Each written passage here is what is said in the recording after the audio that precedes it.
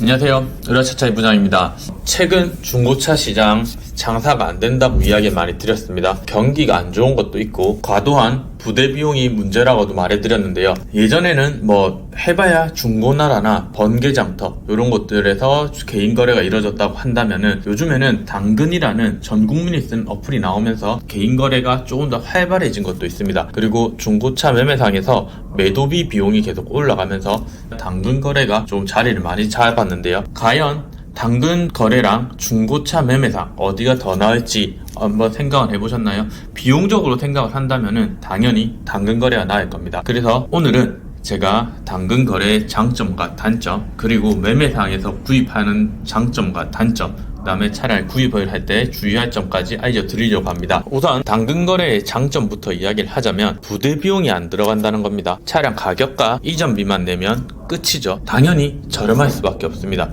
차를 잘 알고 차량 사고 유무라든지 차량 체크를 할 수만 있다면 당연히 당근 거래가 싸고 저렴하게 구입하실 수가 있습니다. 대신에 단점도 존재합니다. 최근에 당근 거래 자체가 많아지다 보니까 사기꾼들이 여기에 너무 많이 들어가져 있습니다. 잠깐 뉴스 하나 보도록 하겠습니다. 중고차 거래 사기가 이제 당근마켓이나 번개장터 등 중고거래 플랫폼에서도 기승입니다. 직접 차를 보여주고 시승까지 해주며 피해자들을 속였는데 범죄는 조직적이었습니다. 홍성욱 기자가 취재했습니다. 강원도 춘천에 거주하는 A씨는 당근마켓에 매물로 나온 소형 차량을 구매하기로 했습니다. 판매자는 A씨 동네 인근에 차량을 세워뒀다며 장소를 알려준 뒤 차량 안에 차키를 두고 시승까지 하게 했습니다. A씨가 상태를 확인하고 구매를 결정하자 전화로 계약금을 요구했습니다. 구매하려는 사람이 더 있으니 먼저 사려면 계약금을 내라는 겁니다. 차값의 10%를 이체했고 다음날 춘천 차량등록사업소에서 명의 이전을 약속했지만 나타나지 않았습니다. 거래다 보니까 또 여기 같은 지역에서 물건을 자동차를 판매한다고 하니까 그래서 믿고서 그 자동차를 보러 갔어요. 실제로 보고서 제가 시승도 해보고. 피해는 여기서 그치지 않았습니다. 사기꾼에게 전화를 거니 협박과 폭언이 담긴 문자 폭탄에 전화도 수십 통 걸려왔는데 입에 담기 어려운 욕설이었습니다. 일상생활을 해야 되는데 핸드폰도 사용 못하고 하니까 그래서 오히려 상대방이 가해자지만 차단을 그쪽에서 하는 게 아니라 제 쪽에서 차단할 수밖에 없게 만들더라고요. 금융사기 방지 서비스 더치티의 사기 계좌와 연락처를 검색하니 피해자는 한둘이 아니었습니다. 같은 사기꾼에게 당한 피해자가 확인된 것만 70여 명. 중고차를 비롯해 가전제품이나 공연 티켓, 스마트폰 판매 사기로 수천만 원의 피해가 발생했습니다. 범죄는 조직적으로 이루어졌는데 신분증과 차량 등록증 모두 가짜였고 탁송 기사까지 한패였습니다. 이제 주민등록증 그리고 차량 등록증 인감증명서까지 다 떼서 보내주더라고요. 당근은 제가 알기로 본인 인증이 돼야 차도 인증번호가 떠서 차량 소유주 인증번호가 떠서 저는 등록할 수 있다고 알고 있거든요. 그래서 믿었죠. 사기 조직은 판매 물품을 바꿔가며 지금도 범죄를 이어오고 있습니다. 하루 평균 발생하는 중고거래 사기는 800여 건. 중고거래 플랫폼은 사기 조직의 판매글을 사전에 거르지 못하고 경찰은 사기 조직을 특정하지 못해 수사에 난항을 겪고 있습니다. 범죄 수법이 갈수록 치밀해지면서 피해는 지금도 반복되고 있습니다. YTN 홍석입니다. 조금 떠들썩했던 당근거래 중고차 사기 방식인데요. 이 뉴스만 보더라도 소액으로 계약금 사기를 치는 사람들이 너무나도 많습니다. 그래서 차량을 시세보다 저렴하게 조금 올려놓고 차량을 먼저 확인해라고 하고 계약금을 입금을 해라고 하는 사람들이 있고요. 이렇게 보면은 시세보다 저렴하게 났기 때문에 사람들이 혹할 수밖에 없습니다. 그렇게 가서 보고 계약금 입금을 하게 되면은 이런저런 핑계를 대거나 전화번호가 없어지거나 이렇게 되면서 이제 이 소액의 계약금을 사기치는 경우가 있습니다. 이런 거는 차 말고도 당근에서 조금 비싼 상품들을 택배 거래로 유도를 한다거나 다른 지역에 있다고 해서 계약금을 먼저 입금해라거나 이런 식으로 해서 소액 사기를 많이 치죠. 그래서 이런 것들은 금액이 작다 보니까 소송 걸기도 애매하고 경찰서 가서 신고하기도 조금 애매하고 잡히는데 시간이 오래 걸리는 경우도 있습니다.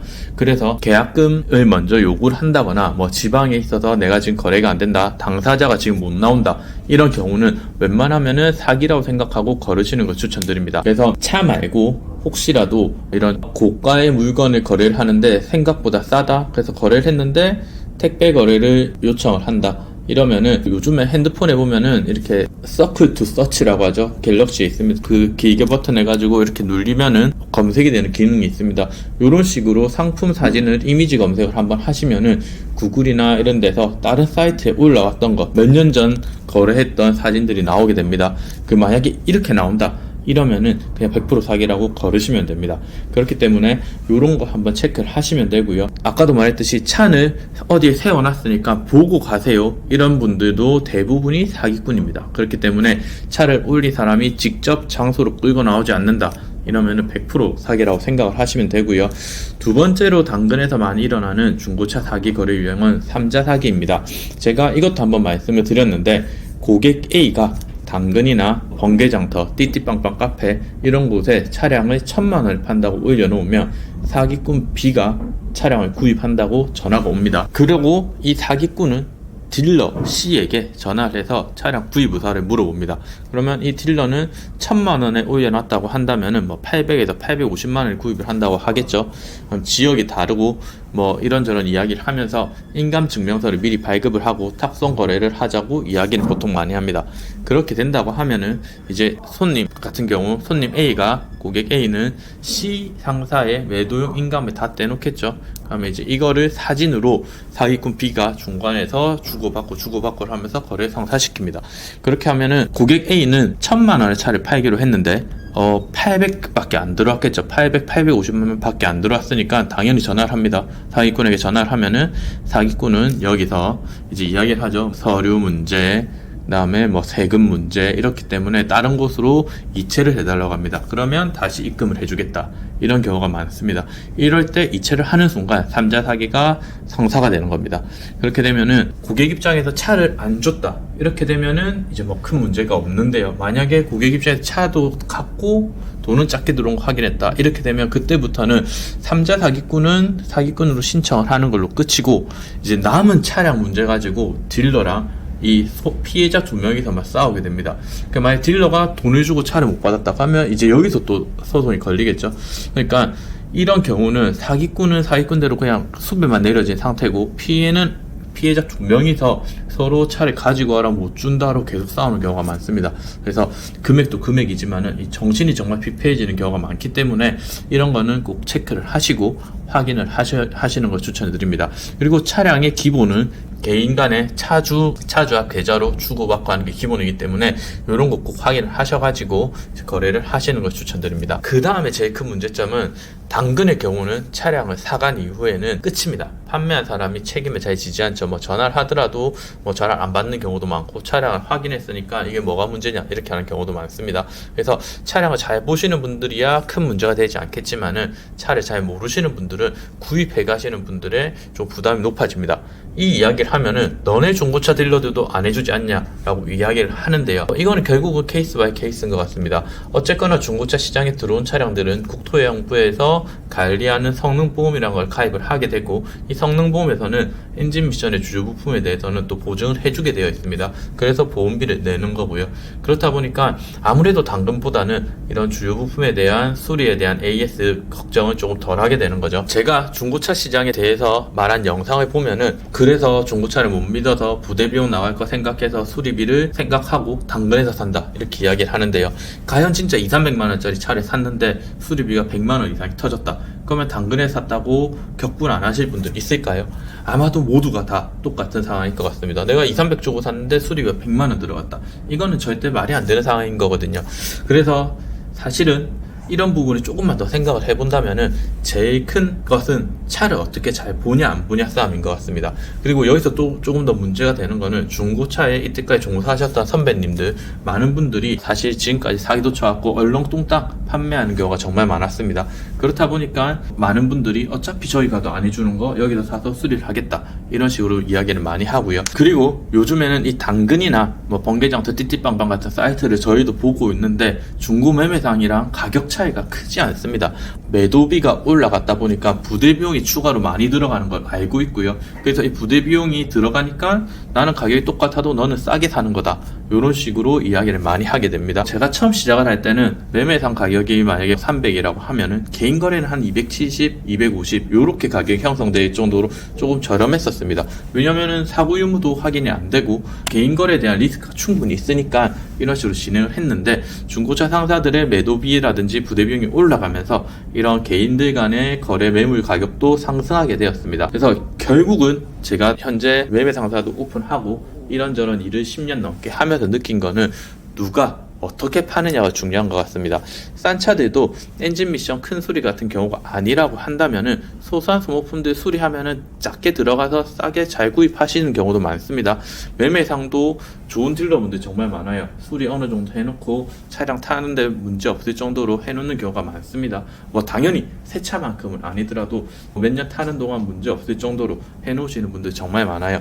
그리고 또 1차적으로 성능 보증이 가능하기 때문에 이 성능 보증에서 엔진 미션 이런 주요 부품들은 수리도 가능하고 뭐 이전 이런 것도 계약서를 쓰기 때문에 조금은 더 좀 여유롭게 생각할 수 있고 사기에 대한 위험 부담도 줄어들 수 있습니다. 하지만 앞에서도 말씀드렸듯이 이런 부대 비용들이 올라가게 됐고 뭐 저도 매도비나 성능 보증 보험료가 비싸다 이런 불만사항에 대해서 현직에 있는 제가 가장 많이 느끼고 있습니다.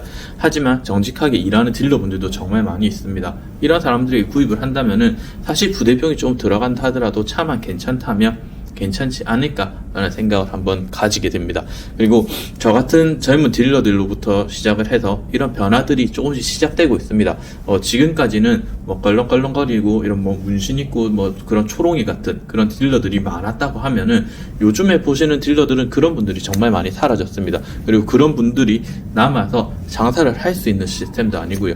그렇기 때문에 어떻게 보면은 오래된 차들도 한번 믿고 맡겨보신 다음에 또 딜러들 사이에서는 거래를 하시면은 또 도의상 책임이라든지 이런 거에 대한 체크도 있기 때문에 한 번 더 이야기할 수 있는 좋은 기회도 되지 않을까라고 생각이 됩니다. 저 같은 경우는 저렴한 차량들도 당연히 꼼꼼하게 체크를 해서 시운전, 리프트 확인을 통해서 안내를 해드리고 있습니다. 그리고 소모품도 문제 있고 교환해야 된다는 거는 미리 말씀을 드려서 이 비용은 이 정도 들어간다, 이거를 체크를 하셔라, 이런 거를 이야기 다 해드리고 있습니다. 부대 비용 들어가는 만큼 그거에 대한 전문성이 올라간다고 한다면은 고객님들도 충분히 괜찮을 거라고 생각을 하고 있고요. 차라는 것이 한두 개 부품으로 이루어진 게 아니죠. 한 2만 가지가 들어가 있다라고 합니다. 그래서 저희가 체크를 하고 그만큼 꼼꼼하게 체크를 하고 확인을 한다고 하더라도 문제가 생길 수가 있습니다. 하지만 이런 문제를 최대한 줄이기 위해서 확인을 해드리는 거고 체크를 해드리는 거고 저희가 움직인다고 생각을 합니다. 그렇기 때문에 앞으로 이렇게 비용이 늘어난 만큼 더 좋은 차량, 더 좋게 안전하게 구입하실 수 있는 책임을 질 수 있는